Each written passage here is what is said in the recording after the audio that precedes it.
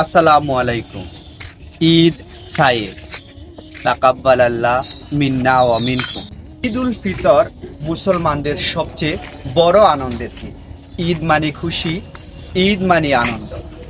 ঈদের এই আনন্দকে সকলের মাঝে ছড়িয়ে দেওয়াটা আমাদের ধর্মের অনেক বড় শিক্ষা। আমাদের প্রিয় নবী হজরত মুহাম্মদ মুস্তাফা সাল্লাল্লাহু আলাইহি ওয়াসাল্লাম তার জীবদ্দশায় আমাদেরকে সেই শিক্ষাই দিয়ে গেছেন।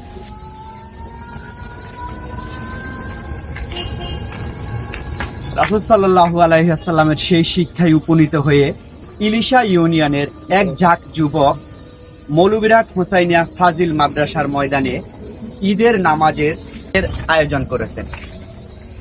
অতএব সকল মুসল্লিদেরকে মৌলভীরহাট হুসাইনিয়া ফাজিল মাদ্রাসার ঈদগাহ